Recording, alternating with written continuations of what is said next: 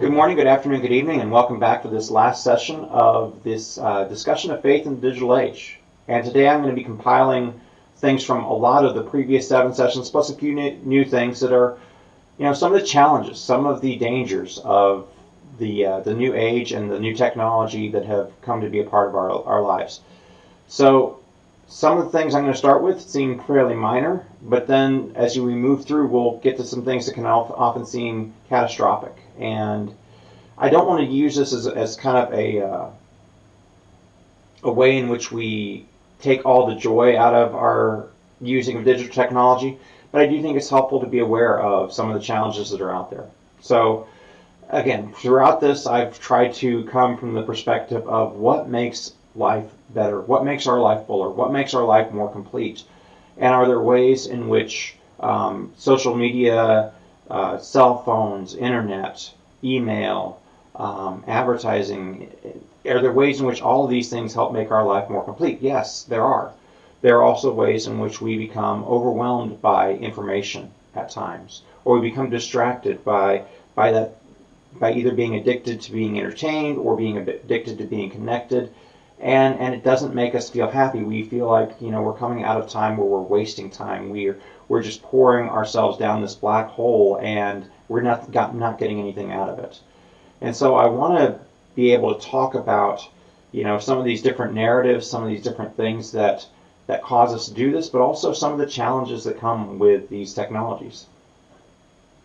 So when I talked about advertising, I talked about the idea of coveting and narrative scarceness. We believe that there's never enough.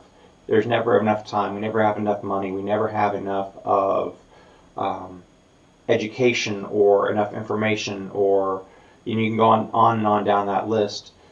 And one of the things that that the digital media can expose in us, either through advertising, through social media, where everybody else is presenting everything else they're doing, it can enhance that narrative of scarcity for us, and we begin to believe we'll be happy if we only have what somebody else has, or if we only have the life that somebody else is living right now, not knowing everything that's going on in their life, but just a small piece of it, and I think part of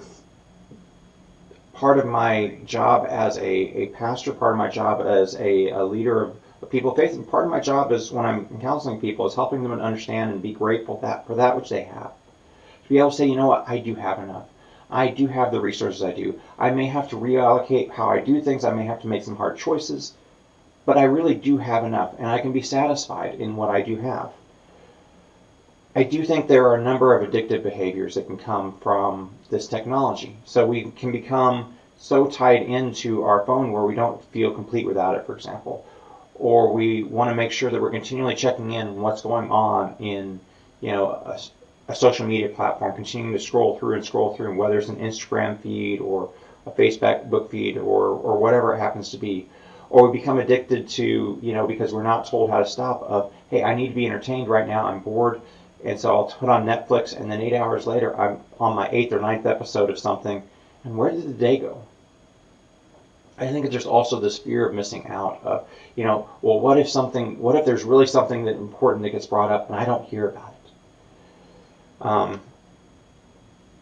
I do think we as human beings were created for Sabbath. We were created for rest. The religious idea of Sabbath is not primarily about worship, it's primarily about rest.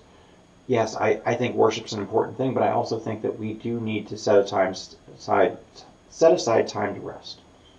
And whether you're a religious person or not, I think that's something that you need to consider. And I was just listening to an athlete today talk about their own struggle with social media, and originally they were going to pull back, but they said, but I have to. Part of what I do is creating this brand, so they, I'll see you on Sunday was their thing. That from Friday and Saturday they were completely off, and then they'll re-engage on Sunday, and that intentional taking that break, intentional taking that time and space away.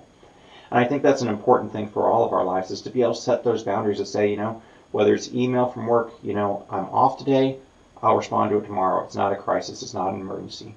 Or somebody who feels like they can reach us all the time on our cell phone. Hey, I'm getting ready to walk into a movie. I'm not going to respond during this time. And to be okay with that. That there are times where if you're a surgeon on call, yeah, you need to be available. But for most of us, for most of our lives, we're just not that critical that, somebody needs our full attention every single moment of the day. And I do think there is this danger of this work-home blending where we begin to lose our personal time. We begin to lose our time with our family and our relations and our friends. And we begin to spend more and more time connected to our workplace and that community.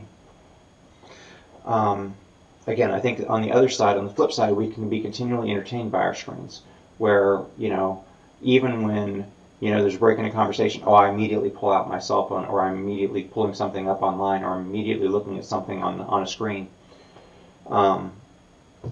It's incredible technology. It can allow us to be connected with people anywhere in the world and to do work anywhere in the world, but it can also leave us disconnected from the people who are right there with us. One of the other dangers is the loss of accountability that we've had in the distribution of information. There's just because it's on the internet does not mean it's true.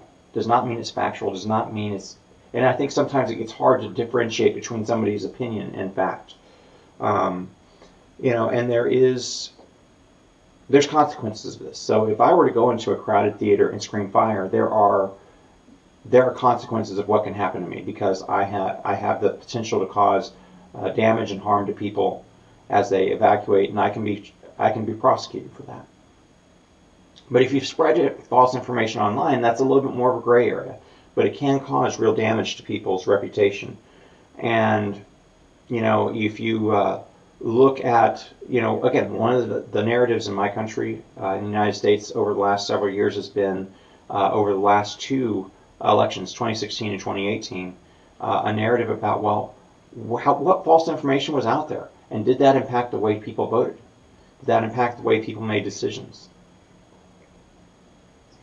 So, data mining is happening. We talked a little bit about, you put your representation of yourself out there in the digital world. So what websites you visit, anything you post on social media, all of these things are out there. And, whether it's private companies like advertisers, or whether it's big media companies like Facebook or Google, or whether it's insurance providers, or whether it's even government. I think that we need to, as a people, have a discussion about the ethics of data mining and whether our digital identity is something that we have control of. Now, that's going to come up in some other ways a little bit later in our discussion, but I do think one of the things that we need to think about is what do we have control of in our digital identity and what do we not have control over?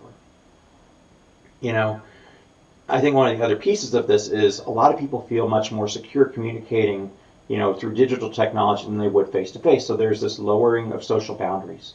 And people may say and do things they wouldn't do in other places, especially if, if you were to talk to a person and you were going to insult them face-to-face, there's always the possibility that they're going to react violently against you, or you're going to have to see the hurt on their face. You're going to have to see the disappointment. You're going to have to deal with that. But if you do it online, you can feel like you can be anonymous. So there is that online reality of trolling, bullying, and I think people feel like they can do this without any consequences, or without even being known who they are. They can be fairly anonymous as they do this. And I think the other things to realize with any kind of digital communication is, you can either communicate too much information, share more than what really needs to be shared. I've certainly had that happen to me, to where people have shared things like, wow, I really did not need to know that. Sometimes you have miscommunication to where, either an intent is read into something that's not there. Again, you don't have all the different pieces of face-to-face communication, of body language, and even just your eyes. Most people would say that, if you can isolate just this corner around your eyes, that you can tell 80% of a person's emotions. That our eyes are very, very expressive, and that we can dictate a lot just by watching and looking at how a person's eyes and face are reacting. I think the other piece is, again, all these things are wired around the way our brain is wired, so that we are desiring connection. and we may do things that continue to try and enhance that popularity. So I do something and it gets a lot of attention, it gets a lot of likes, it gets a lot of comments. My brain automatically says, hey, that was a good thing. Hey, I want to please people. Now, this is not a new thing. Peer pressure has been around for a long, long time. But I think in a world that's now connected this way, we become a little bit more susceptible to it. So with this lowering of boundaries, I think we also have to realize that once information's out there, there's not control of it. So I had the opportunity several weeks ago to hear the story of a reporter who had been in a relationship that ended up being a bad relationship, and she got out of it. But the person who was in the relationship with her had taken pictures of her while she was sleeping, and pictures of her in very revealing, and then immediately put that up on a website. And she, again, a very public person, trying to get that taken down, but she didn't take the pictures. And so the question was, well, who has ownership of this? And it took her quite a long time, and part of this was also, this was done outside the continental United States in Jamaica. And, who had control of this? And then, what government were you working through? And it was a very expensive process for her to eventually have this removed. But, once something's out there, sometimes it can be very, very hard to get it removed, to get it taken down. Nothing is private. There was a group, and I think there still is, I'm just no longer a part of it, that the denomination I was a part of, ELCA, there was an ELCA clergy group. And, it was a private group, so you were only supposed to be on it if you were clergy, and there was this back and forth. It was supposed to be this sensitivity, and it's supposed to be a safe place. Well, nothing on a social network is a quote-unquote safe space. Because it only takes one person commenting on it and then somebody else outside that group seeing it, or somebody else making a reaction to it. So that happened to a person who, had been complaining about something going on in their congregation, and eventually got back to their congregation, and soon they were without a call. I think the other reality is that there's this permanency of data out there. So anything you say can and will be used against you at some later point. So whether it's an email that gets sent, or text, or something you post on social media. And so I remember a story from last year was the NFL was getting ready to do their draft, and the week before the draft, one of the quarterbacks had posted something quoting song lyrics as a young teenager, and all of a sudden, because the song lyrics had an inappropriate word in it, that was all of a sudden a big deal. How are you going to explain this to your teammates? Something that, probably wasn't even something that this young man was thinking about at that point, now all of a sudden was being brought back all these years later.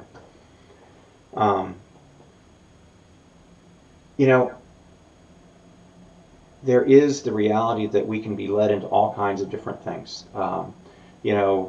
We can go in, looking for one thing, and all of a sudden we find ourselves exposed to something else. And one of the struggles is that no matter how open-minded you may be, on the internet there is an ease of access to sexual, graphic, and violent material. There is an ease of access to material that is hate in orientation. I mean, to where it's, I hate this group, or I hate this group of people, or here's how I want to react to this. And this can lead people into all kinds of dangerous places. And it can also cheapen, I think, some of our relationships and some of the ways in which we interact with people. I've seen a number of impacts on relationships by things online. Whether it's the availability of, one person relationship who's, reading or viewing sexually explicit material, and the other person feels like that's cheating on the relationship. I've seen to where, people connect with old flames, and all of a sudden, energies that should be going inside the relationship is now going outside, and I've seen that eventually evolve into affairs of people I've worked with. I think the other reality is just the big pool that's out there, that sometimes when you have the big pool, it becomes much shallower, and it becomes harder to establish a deep and lasting relationship.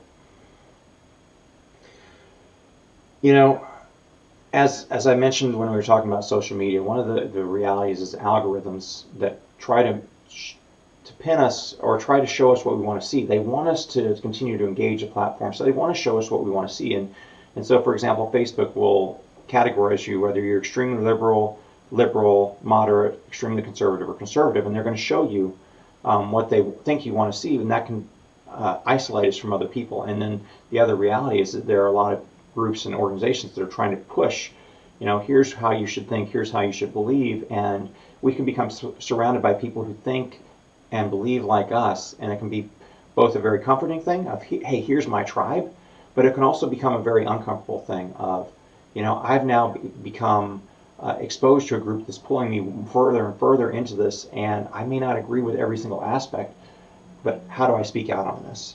And I think it can sort us into camps. I think one of the other realities is, I've certainly done this with a number of public officials, trying to write to them, trying to say, hey, you are responsible for your language. You are responsible for how that language is used and how that impacts other people. And that can be a very dangerous and very harmful thing. When I was a soldier, I had to be an officer. I had to be responsible for what I would say for operational security. I couldn't talk about certain things. And as a pastor, there are lots of things I can't talk about for confidentiality, or to just be, there are things I can say that will rise people's anxiety or intention or anger. But if I'm going to do that, I better have a very good reason for doing so. And as I began thinking about this, I think one of the places I've gone back to recently is in the Constitution itself, and it's maybe an unusual place to think of, but when we start thinking about our digital identity, I want to think about this in terms of the Fourth Amendment. Now, the Fourth Amendment to the United States Constitution says, this is the right of people to be secure in their persons, houses, papers, and effects against unreasonable searches and seizures shall not be violated, and no warrants shall be issued but upon probable cause, supported by oath or affirmation, and particularly describing the place to be searched and the person or thing to be seized. So this is the amendment that protects us from unlawful seizure and from unwarranted searches by whether it's police or government or other organizations. And that, when the Founding Fathers were writing this document, they weren't thinking about the advent of digital technology. But I do think, does this right of people to be secure in their persons, houses, papers, and effects, does that extend to our digital identity? For me, I believe it does. And so as we think about these things, there are so many other things I could talk about. Yes, there's the reality of scamming online. Yes, the person writing to you is probably not a Nigerian prince, or the IRS is probably really not calling you. They don't do that. So there's certainly been the advent of that. Criminals have changed how they do things. But I think part of it is, again, going back to that rubric, that framing of, what in this makes our life better? I think there are certainly things that I use this technology for that make my life better. It gives me a platform to be able to talk through and wrestle through things. I'm a person who understands better by writing. So I've done that. Another piece of it for me is it allows me to maintain connections with family, because I don't live where a lot of my family does. So it allows me in different ways, whether through video or through cell phones, to maintain connection with them in very powerful ways. But I do think that one of the things I have to continually be aware of is the way in which, I do as a person, I need breaks. I do as a person sometimes feel myself being pulled into this never-ending pool of distraction or time wasting or whatever else I may be a part of. And so for me, I do try to set those boundaries, those limits, to say, this is what gives me a better life. This is where I feel safe. This is what I'm willing to share, and this is what I'm not willing to share. And so again, I hope this has been a helpful discussion as we've gone through this over the last several weeks. I hope you have. I appreciate you listening to this if you've listened to it, or reading about it if you're reading about it on my blog.